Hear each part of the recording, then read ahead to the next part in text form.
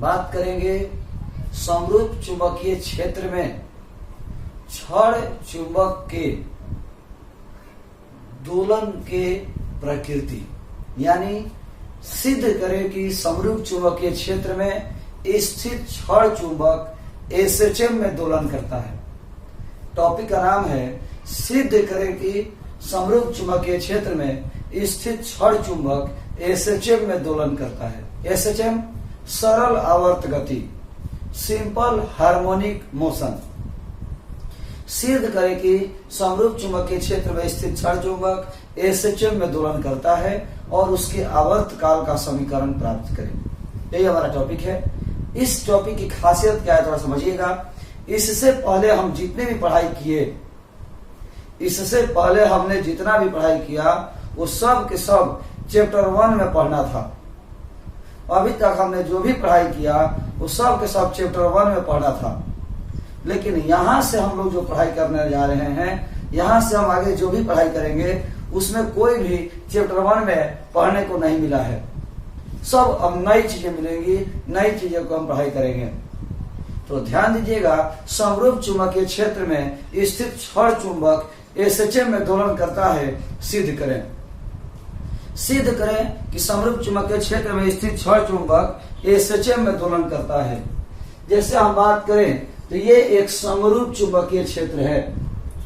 ये एक समरूप चुंबकीय क्षेत्र है।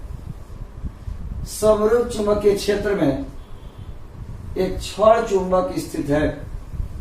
ये आपका एक समरूप चुंबकीय क्षेत्र है और समरूप चुंबकीय क्षेत्र में एक क्षण चुंबक स्थित है। समरूप चुंबकीय क्षेत्र में एक क्षण चुंबक स्थित है। ये आपका एक क्षण चुंबक है NS। ये आपका एक क्षण चुंबक है NS, जिसकी लंबाई 12 है और ये जो क्षण चुंबक है चुंबकीय क्षेत्र से थीटा कोण पर है। ये जो क्षण चुंबक है वो चुंबकीय क्षेत्र से थीटा कोण पर है। तब कह रहा है कि इस पर हम एक बल आघूर्ण लगाकर, हम अपने से बाहरी बल आघूर्ण लगाकर, हम क्षण चुंबक पर बाहरी बल आघूर्ण लगा करके इसको अपनी जगह से हिला दिए। क्षण चुंबक पर बाहरी बल आघूर्ण लगा करके हम इसको अपनी जगह से हिला दिए। क्षण चुंबक पर बाहरी बल आघूर्ण लगा करके हमने इसको अपनी जगह से हिला दिया।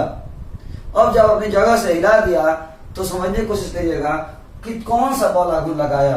तो बाहरी बल आघूर्ण लगाया। जब हमने अपनी जगह से हिला दिया तो हमने एक बाहरी बल आघूर्ण लगाया। माना बाह्य बल आघूर्ण, माना बाह्य बल आघूर्ण बराबर टाउ। टाउ बराबर I इंटू बीटा। ऐसे होता है I into alpha. I into beta नहीं होता है, I इंटू अल्फा होता है। लेकिन आगे जाकर के अल्फा का चिन्ह तो कन्फ्यूजन हो जाएगा, इसीलिए हमने बीटा दे दिया। जहां I क्या है तो जड़त्व आघूर्ण, I क्या है जड़त्व आघूर्ण और बीटा क्या है कोणीय त्वरण। यही बल आघूर्ण लगा करके क्षण चुंबक को हमने अपनी जगह से हिला दिया। इस बल आघूर्ण को आरोपित करके क्षण चुंबक को हम अपनी जगह से हिला दिए। जैसे ही क्षण चुंबक अपनी जगह से हिलेगा उस पर एक नया बल आघूर्ण फिर से काम करना शुरू कर देगा। जैसे ही चुंबक अपनी जगह से हिलेगा क्षण चुंबक पर एक नया बल आघूर्ण फिर से काम करना शुरू कर देगा। क्षण चुंबक पर एक नया बल आघूर्ण फिर से आरोपित हो जाएगा, जो चुंबक को अपनी जगह पर लेकर आने की कोशिश करेगा। हमने बल आघूर्ण लगा करके चुंबक को अपनी जगह से हिला दिया। हमने बल आघूर्ण लगा करके चुंबक को अपनी जगह से हिला दिया। हमने बल आघूर्ण लगा करके चुंबक को अपनी जगह से हिला दिया। बहादुर, बल आघूर्ण लगा करके हमने चुंबक को अपनी जगह से हिला दिया। लेकिन यहाँ पर कह रहा है कि जैसे ही हमने चुंबक को अपनी जगह से हिलाया, चुंबक पर एक नया बल आघूर्ण लग गया जो चुंबक को अपनी जगह पर लेकर के आ रहा है। चुंबक पर एक नया बल आघूर्ण लगने लगा जो चुंबक को अपनी जगह पर लेकर के आ रहा है। माना नया बल आघूर्ण बराबर टाउ। माना नया बल आघूर्ण बराबर टाउ और ये टाउ बराबर mv sin थीटा। ये वाला गुण जो लगाया हमने, ये हमने चुंबक को अपनी जगह से हिलाने के लिए लगाया। ये जो वाला गुण लगाया हमने, ये जो नया वाला गुण लगाया, ये वाला गुण चुंबक को अपनी जगह से हिला रहा है। ये वाला गुण चुंबक को अपनी जगह से हिला रहा है, और ये जो वाला गुण है चुंबक को अपनी जगह पर ला रहा है। ये जो वाला गुण है वो चुंबक को अपनी जगह पर ला रहा है। जहां M क्या है तो चुंबकीय आघूर्ण, M क्या है चुंबकीय आघूर्ण, और B क्या है चुंबकीय क्षेत्र। B क्या है चुंबकीय क्षेत्र। माना मत लिखिए, चूंकि थीटा का मान बहुत छोटा है, चूंकि थीटा का मान बहुत छोटा है, तो थीटा का मान बहुत छोटा है, इसीलिए sine theta tends to theta. चूंकि थीटा का मान बहुत छोटा है, इसीलिए sine theta tends to theta. तो फाइनली टाउ बराबर एम बी थीटा, टाउ बराबर एम बी थीटा। ये जो वाला गुण है वो चुंबक को अपनी जगह से हिला रहा है, और ये जो वाला गुण है चुंबक को अपनी जगह पर ला रहा है। यानी एक वाला गुण छड़ चुंबक को इधर कर रहा है, तो दूसरा वाला गुण चुंबक को इधर कर रहा है। तो संतुलन की अवस्था में, संतुलन की अवस्था में, तो संतुलन की अवस्था में हम बात करें समीकरण 1 बराबर समीकरण 2, दोनों वाला गुण एक दूसरे के बराबर एवं विपरीत होंगे। यानी I इंटू बीटा बराबर minus M B theta. Minus क्यों लगा? क्योंकि विपरीत है। माइनस क्यों लगा? क्योंकि दोनों वाला गुण विपरीत होगा। एक वाला गुण चुंबक को अपनी जगह से हिलाएगा, तो दूसरा वाला गुण चुंबक को अपनी जगह पर लेकर के आएगा। बीटा बराबर माइनस एम बी बाटा आई इंटू थीटा। बहादुर एम चुंबकीय आघूर्ण है जो प्रत्येक चुंबक के लिए फिक्स होता है। हर एक अलग अलग चुंबक के लिए फिक्स होता है, इसका इतना होगा, इसका इतना होगा। बी चुंबकीय क्षेत्र है, ये भी आपका फिक्स है। आई जड़त्व का गुण है, ये तो हर एक वस्तु का फिक्स होता है। यानी चूंकि एम बी बटा आई बराबर कांस्टेंट, एम बी बटा आई बराबर कांस्टेंट।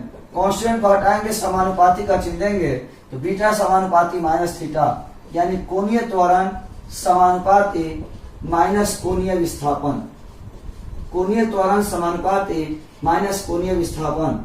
जैसे ही बहादुर त्वरण विस्थापन के ऋणात्मक मान के समानुपाती है, जैसे ही त्वरण विस्थापन के ऋणात्मक मान के समानुपाती है, जैसे ही त्वरण विस्थापन के ऋणात्मक मान के समानुपाती है, सिद्ध हो गया। तो यह भी सिद्ध हो गया कि सरल आवर्त गति है। क्यों? क्योंकि सरल आवर्त गति किसे कहते हैं? सरल आवर्त गति किसे कहते हैं? तो वह गति जिसमें त्वरण विस्थापन के ऋणात्मक मान के समानुपाती होता है, वह गति जिसमें त्वरण विस्थापन के ऋणात्मक मान के समानुपाती होता है, एसएचएम कहलाता है। वह गति जिसमें त्वरण विस्थापन के ऋणात्मक मान के समानुपाती होता है, एसएचएम है। और यहाँ पर हम देख पा रहे हैं कि त्वरण विस्थापन के ऋणात्मक मान के समानुपाती है, मतलब एसएचएम में है। यहाँ त्वरण विस्थापन के ऋणात्मक मान के समानुपाती है, मतलब एसएचएम में है। हम लोगों ने यह सिद्ध किया कि त्वरण विस्थापन के ऋणात्मक मान के समानुपाती है। यहाँ हमने सिद्ध किया कि त्वरण विस्थापन के ऋणात्मक मान के समानुपाती है, मतलब एसएचएम में है। त्वरण विस्थापन के ऋणात्मक मान के समानुपाती है, मतलब एसएचएम में है, सरल आवर्त गति में है। त्वरण विस्थापन के ऋणात्मक मान के समानुपाती है, मतलब एसएचएम में है, सरल आवर्त गति में है। अब हम लोगों को पढ़ना है आवर्त काल का समीकरण। आवर्त काल का समीकरण निकालना है। ध्यान दीजिएगा, चूंकि आवर्त काल बराबर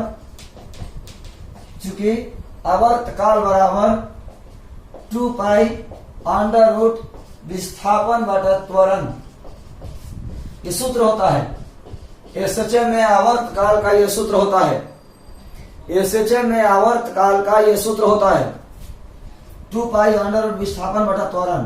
तो 2 पाई अंडर रूट विस्थापन का थीटा, त्वरण का बीटा, 2 पाई अंडर रूट त्वरण का विस्थापन का थीटा, त्वरण का बीटा, तो 2 पाई अंडर रूट थीटा बटा बीटा आई बटा में एम बी, थीटा बटा बीटा आई बटा में एम बी। अब कुछ लोग सोच रहे होंगे कहां से आया, तो आई इंटू बीटा बराबर एम बी थीटा, तो थीटा बटा में बीटा, तो बीटा को इधर लेके जाइए, इन दोनों को इधर लाइए, तो आई बटा में एम बी बराबर थीटा बटा में बीटा, तो थीटा बटा बीटा की जगह पर आई बटा में एम बी लिखा हुआ है।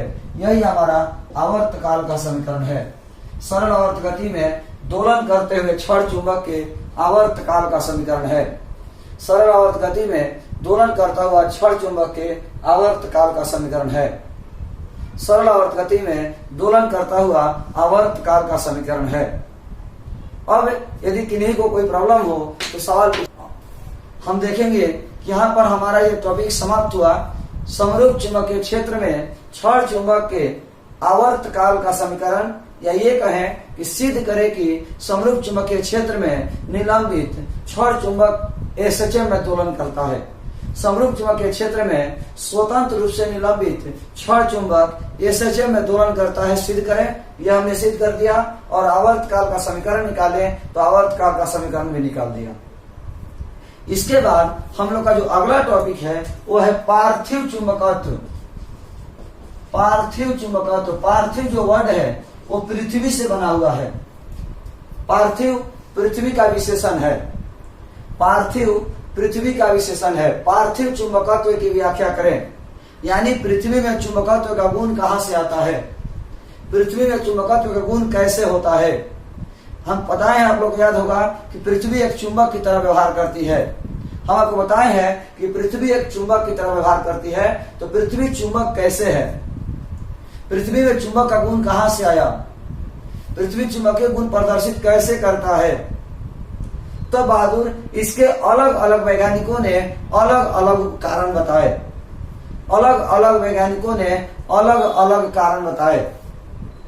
पृथ्वी चुंबक की तरह व्यवहार करती है, पृथ्वी में चुंबकत्व का गुण कहां से आया, इसके लिए अलग अलग वैज्ञानिकों के अलग अलग राय हैं। जैसे एक वैज्ञानिक ने कहा कि पृथ्वी के सतह से जैसे जैसे अंदर जाते हैं, पृथ्वी के सतह से जैसे जैसे अंदर जाते हैं, पृथ्वी के सतह से जैसे जैसे केंद्र की ओर बढ़ते हैं, तापमान बढ़ता है। और केंद्र पर यह तापमान इतना ज्यादा हो जाता है कि पृथ्वी का केंद्र पिघला हुआ अवस्था में है। पृथ्वी का जो सेंटर है वो पिघला हुआ अवस्था में है, यानी पृथ्वी के सतह से अंदर की ओर जाने पर तापमान में अंतर होता है। इसलिए पृथ्वी के अंदर तापीय धाराएं बहती हैं। पृथ्वी के अंदर तापीय धाराएं बहती हैं, और धारा बहेगी तो ऑर्स्टेन ने कहा था कि चुंबकत्व उत्पन्न होगा। धारा बहेगी तो ऑर्स्टेन ने कहा था कि चुंबकत्व उत्पन्न होगा, क्योंकि जहां कहीं धारा बहता है वहां चुंबकत्व उत्पन्न होता है। इस तरह पृथ्वी के अंदर चुंबकत्व उत्पन्न हो गया। इस तरह पृथ्वी के अंदर चुंबकत्व उत्पन्न हो गया। अब हम बात करने वाले हैं दूसरे वैज्ञानिक के अनुसार। एक और वैज्ञानिक का विचार था कि चूंकि पृथ्वी इलेक्ट्रॉन का भंडार है, चूंकि पृथ्वी इलेक्ट्रॉन का भंडार है और इलेक्ट्रॉन हमेशा गतिशील होते हैं, पृथ्वी इलेक्ट्रॉन का भंडार है और इलेक्ट्रॉन हमेशा गतिशील होते हैं, यानी पृथ्वी के अंदर इलेक्ट्रॉन हमेशा गति में रहता है। पृथ्वी के अंदर इलेक्ट्रॉन हमेशा गति में रहता है। इलेक्ट्रॉन गति में रहता है तो इलेक्ट्रॉन पर तो आवेश होता है, मतलब पृथ्वी के अंदर आवेश गति में रहता है। पृथ्वी के अंदर आवेश गति में रहता है, और आवेश गति में रहता है तो धारा उत्पन्न होती है, यानी पृथ्वी के अंदर धारा उत्पन्न होती है, और धारा उत्पन्न होती है तो पृथ्वी के अंदर चुंबकत्व उत्पन्न होता है। इस तरह से पृथ्वी के अंदर चुंबकत्व उत्पन्न हो गया। तो पृथ्वी के अंदर चुंबकत्व का गुण कहां से आया, इसके लिए अलग अलग वैज्ञानिकों के अलग अलग विचार हैं। पृथ्वी के अंदर चुंबकत्व का गुण कहां से आया, इसके लिए अलग अलग वैज्ञानिकों के अलग अलग विचार हैं। अलग अलग वैज्ञानिकों के अलग अलग विचार हैं। अब हम बात करते हैं तो पार्थिव चुंबकत्व के मॉडर्न कंसेप्ट, जो सबसे नया कंसेप्ट है, पार्थिव चुंबकत्व के जो सबसे नया विचारधारा है, सबसे जो नया कारण बताया गया, राय है, वो है उपग्रहों की खोज के द्वारा दिया गया। पार्थिव चुंबकत्व का जो मॉडर्न कंसेप्ट है वो उपग्रहों की खोज के द्वारा दिया गया। उपग्रह की मदद से पता चला कि आसमान के आकाश के भीतरी भागों से शक्तिशाली किरणें हमारे वायुमंडल पर पड़ती हैं। आकाश के भीतरी भागों से चली शक्तिशाली किरणें हमारे वायुमंडल के ऊपरी सतह पर पड़ती हैं। वायुमंडल के ऊपरी सतह पर पड़ती हैं।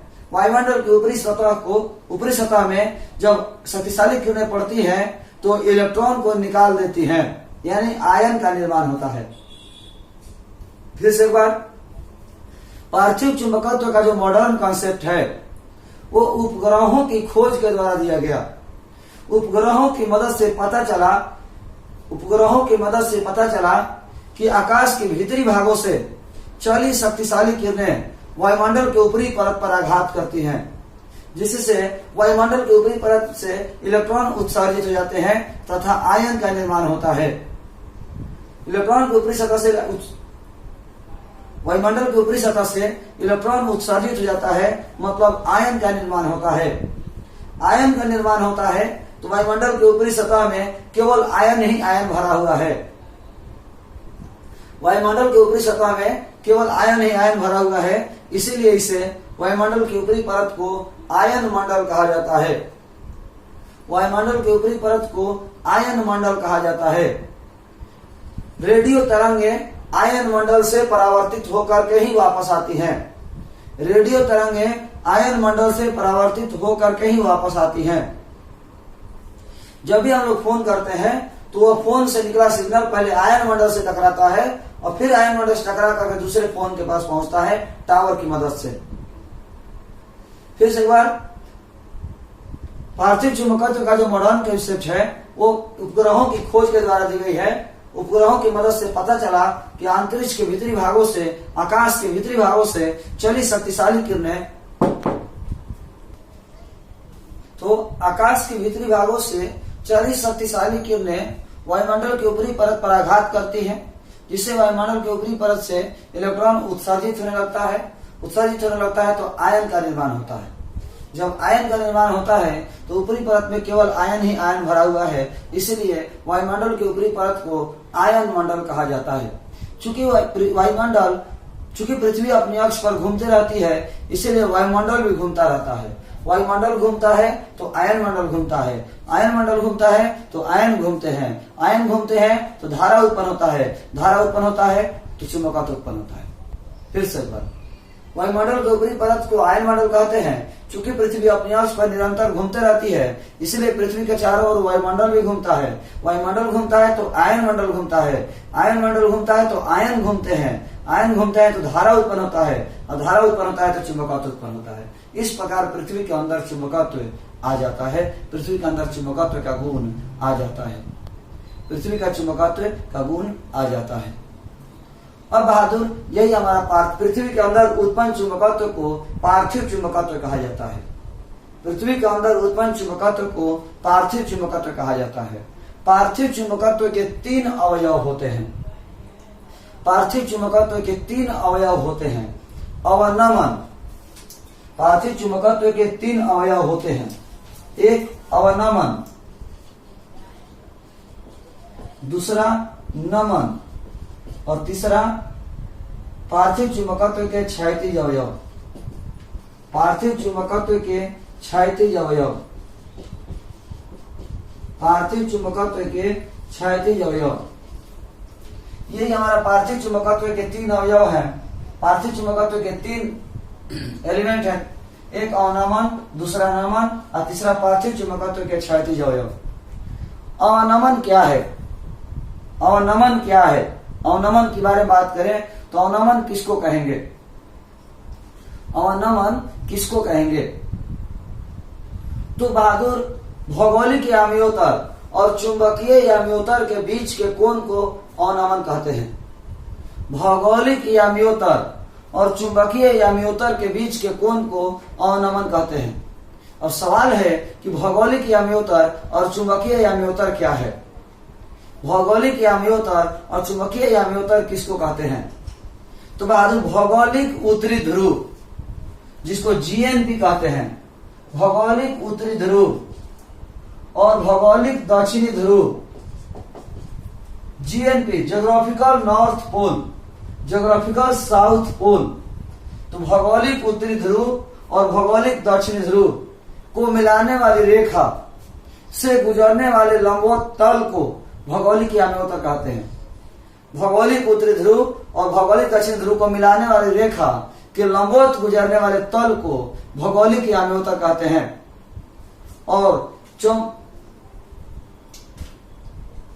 चुंबकीय नॉर्थ पोल और चुंबकीय साउथ पोल को मिलाने वाली रेखा से गुजरने वाले तल को चुंबकीय याम्योत्तर कहते हैं। भौगोलिक उत्तरी ध्रुव और भौगोलिक दक्षिण ध्रुव को मिलाने वाली रेखा के लंबवत गुजरने वाले तल को भौगोलिक याम्योत्तर कहते हैं। भौगोलिक उत्तरी ध्रुव और भौगोलिक दक्षिण ध्रुव को मिलाने वाली रेखा के लंबवत गुजरने वाले तल को भौगोलिक याम्योत्तर कहते हैं। चुंबकीय उत्तरी ध्रुव और चुंबकीय दक्षिण ध्रुव को मिलाने वाली रेखा के लंबवत गुजरने वाले तल को चुंबकीय याम्योत्तर कहते हैं। और भौगोलिक याम्योत्तर और चुंबकीय याम्योत्तर के बीच के कोण को अवनमन कहते हैं। भौगोलिक याम्योत्तर और चुंबकीय याम्योत्तर के बीच के कोण को अवनमन कहते हैं।